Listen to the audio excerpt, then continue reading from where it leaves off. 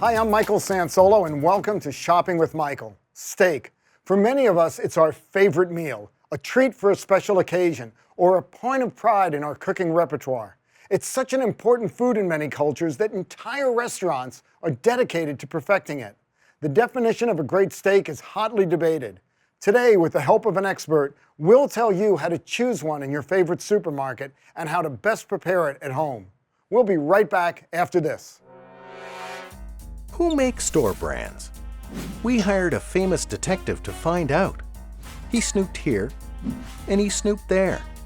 And what he found was, in many cases, the same company that made the national brand made the store brands too. Wow!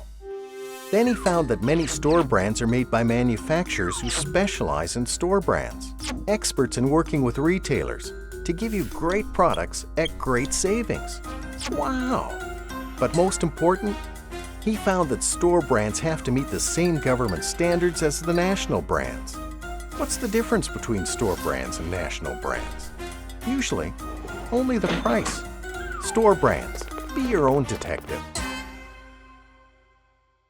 Welcome back. We have with us a steak expert, Johnny Prime, to help us shop for steak at your local supermarket, and later he'll give us tips on the best ways to prepare it.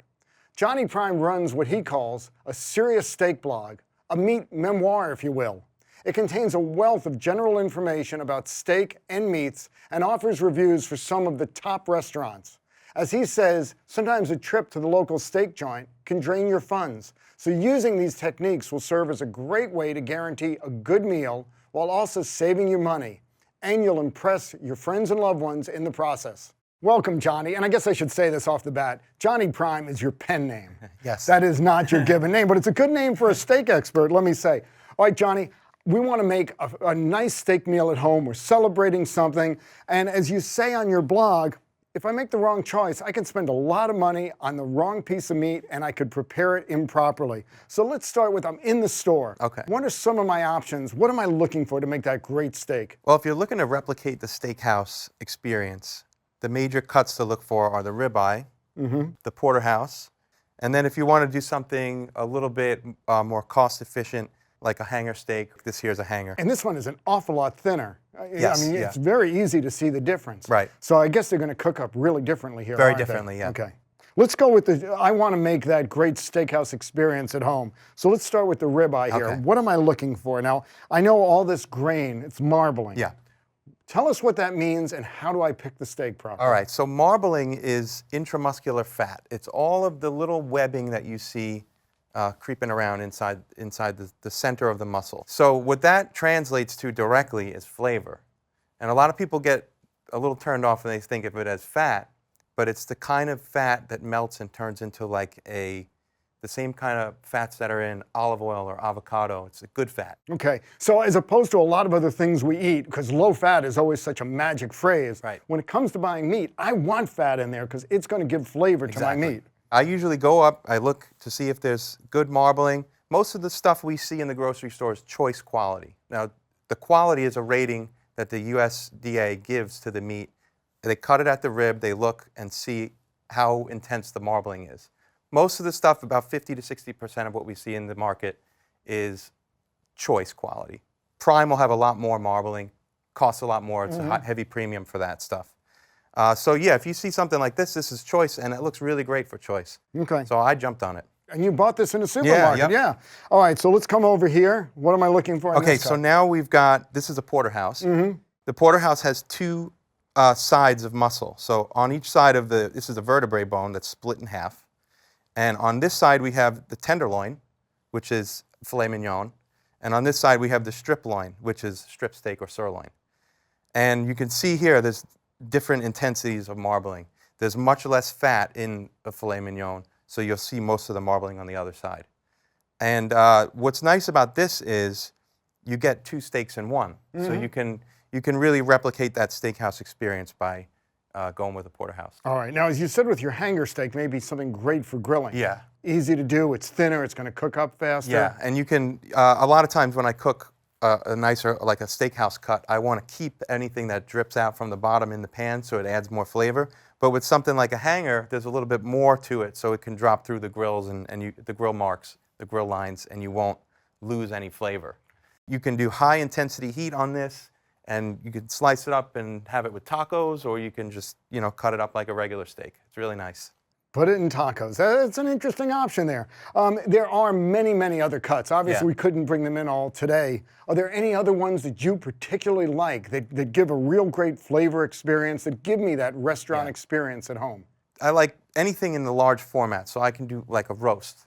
It's the same cut as a ribeye, say, a standing rib roast, but you can create a prime rib at home. If you're feeding, 6 or 8 people, you can roast a big chunk of maybe 4 bones together and then slice it out nice and have a prime rib.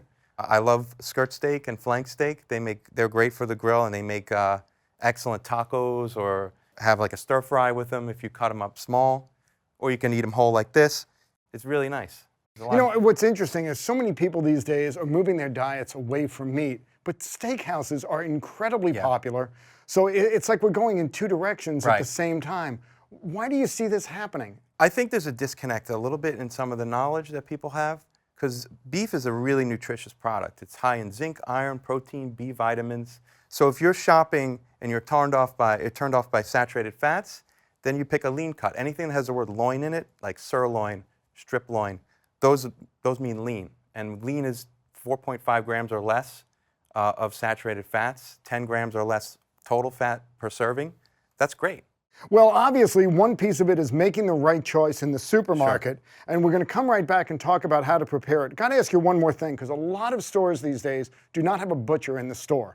The meat is brought in, it's already pre-cut. So as a shopper, there may not be anyone for me to ask. Right. What are some things, are there cues I can look for? I mean, we've got some of the packaging. Yeah. All right, so I see these packages in the store, and I can only, of course, see one part of the meat. How do I know that I am picking the right? I can't look at the entire product, and I can't talk to somebody. How do I make a better choice? Well, a lot of times these packages will have stickers on it that'll say great for the grill or roast at home, things like that. So that's a good indicator. Another is just use your eyes. You can see if there's really good marbling, you're in good shape. A lot of people like to avoid browns if they see any kind of brown and no red, or only a little bit of red and mostly brown. That's called oxidation. It doesn't necessarily mean anything, it's just visually not pleasing. But there are, as you're saying, there's a lot of tremendous choices that we've got in the supermarket, and we can make very, very different kinds of meals. Well, after our break, we're going to come back to talk some more with Johnny about proper ways to prepare meat, so that once we buy it, and it's not an inexpensive item, that we make it taste as good as possible, so we wow. I've got to wow my wife. This is always hard. But for all of us to be able to wow those folks we have for dinner. We'll be right back. Squirrels know how to save. They have to. But people, they're a different story. Some try coupons or check apps for the lowest price. Some wait for the word SALE. Many people, however, know that the lowest prices without coupons or special sales come when they regularly buy store brands. Food, beverages, household, health and beauty. Your supermarket, drug chain, or mass merchandiser has store brands with comparable ingredients, taste, and performance to more expensive national brands. A family of 4 can save $1,500 a year, and you can squirrel that away for other things you need to buy. Store brands, the real way to save. Hello again, we're back with Johnny. You know, Johnny, even though it seems that preparing a steak is a relatively simple thing to do, requiring only a bit of seasoning and of course heat, as you've said, there are many things we need to know before we start grilling, searing, or however we're going to prepare it so that we do it as best as possible. So with your help, let's discuss the characteristics of how we properly cook a steak at home to make a wonderful meal. When we had them cut some meat out before, you talked about the hanger steak, perfect for a grill and high heat, cook it fast. With the more steakhouse cuts, whether it's the ribeye or the porterhouse, what are the ways you like to cook them that get us the best meal? Well, depending on how thick the cut is, like the ones we were looking at before, they're not too thick. So I might do those all on the pan, maybe a grill, most likely a pan. Pan on a stovetop? Yep. Okay. Cast iron's even better if you've got that. Maybe a little butter, a little rosemary, garlic. What I like to do is get the steak to stick a little bit to the bottom of the pan and let that melted butter pool up and tip the pan, and then spoon the melted butter over the top. Really? Flip it only once. And I only Why is it? We're always told that, flip it only once. I guess because you don't want to keep rejiggling the meat sear that you have on there. You don't want to lose the sear, and you don't want to overcook one side over the other. Okay. And you said before we want it to stick a little. Yeah. That seems counterintuitive. Usually when we're cooking, certainly in a pan, we want everything to be nice and loose so we can flip it Yeah. around. Why do we want it to I stick think a that little? helps create the sear better. Really? Gives you that crust that you like. Okay. All right, so we're cooking it on the stovetop. We're spooning the butter on top. Yeah. What temperature, what do you look for? Are you cooking it for a certain amount of minutes, or are you using a meat thermometer? I'm very imprecise when I do it. So that's the trick about steak. It's very forgiving. If you don't do it enough, you could throw it back on. You shouldn't do that, but what you should do is, I think, 2-3 minutes per side on something that's thickness that we just saw, and that should be fine. What we saw was medium rare. about an inch, Yeah. so nothing spectacular. Right. That should be fine for medium rare if you're on high heat and you're, I only like, and as far as seasonings go, I only like to use salt. If I have high quality meat, I'll almost only use salt. There are so many kinds of salt today, is Yeah. there? Do you like sea salt, kosher salt? I like kosher salt. I like the Himalayan pink salt. I've been gravitating towards that a little bit. I don't really use like regular iodized table salt so much. That one, there's a little bit of a different flavor to it. I can't really pick it apart, but there's something different about it that's just not the same. All right, and you're going to walk me through this because I want to get this right. I want to wow people. So I want to preheat my pan so it's nice and hot. Yeah. Put the butter on. Yeah, get a little coat of butter at the bottom, or you can even coat your steaks with olive oil a little bit beforehand. Okay. Not tons, because I usually like to have the steak hit the pan dry. But, Really? Yeah. So if we're going to do a little olive oil, Just putting it enough on, well, the steak is off to the side, but not too much, just to coat it. Right, just to Put skim it coat. on at really good high heat at this point. Yep, and then you should have some smoke coming off, some sizzle, some great smells. And, So there's theater with this also. oh yeah, keep the fans going. Well, I can get my smoke detectors to go off. That's always a highlight moment in my house. And we're going to do it for only a couple of minutes. Yeah, 2-3 minutes aside. It depends. I mean, if you like it medium or more, which I don't recommend, but 2-3 minutes, that should do it. And when I'm turning it, with a fork, or should I use tongs I use so the that tongs, I'm not puncturing yeah, I it? use the tongs. Okay. Because I know sometimes people puncture it and all the juices start flowing. Yeah, right. You don't want that to happen. I mean, you're going to get some juices come out anyway, but the less happening is better. Yeah. So if I'm on the grill, same type of approach? With the grill, a lot of times people like to see those hash marks on there. Mm-hmm. So that means they had to move it once, right? So you put the grill on, you put the steak on the grill this way, and then Give it a half turn. give it like 45 degrees, So you and make then that nice checkerboard yeah, pattern. and then flip it, do the same thing. Oh, I'm going to be presenting things with all kind of panache these days. All right, and you talked also about putting some rosemary in there. Yeah. Any other seasonings you like to put Thyme in? is nice, sage. And put this right on the meat, or put I it usually in the put juices? it in the melty butter, and that way Spooning the it back flavor it gets infused into the butter. Okay. And obviously, I can only do that spooning if I'm in a the pan, frying yeah, pan in right. some kind of skillet on the stove. Sure. If I'm doing it again in the grill, Then you can probably rub, like a lot of times I'll rub the herbs on the meat, or rub garlic on the meat. Mm-hmm. That'll kind of get you the same situation as. all right, and you're our steak expert, so we got to go the whole route on this. When I am preparing this wonderful piece of meat, what do you like to have on the side? Oh, spinach and potatoes, right? Spinach and potatoes. Classic. Okay, Yeah, spinach like, and potatoes.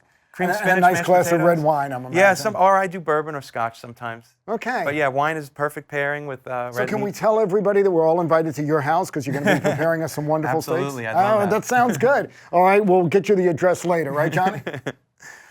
Johnny, it sounds like you've got a fascinating topic. And how often are you blogging about this? A couple times a week. Wow. Yeah. Got a lot of readers on this? Yeah, getting there. Always growing. Because people really love this topic. yeah. They love steak. Yeah. They respond most to the visuals. They want to see it because you eat with your eyes. You know, as they say, you eat with your eyes before you eat. So I think seeing it helps helps get them. Well, steak has all of those properties. You see it, you smell it. Right. It's got a whole lot going for it.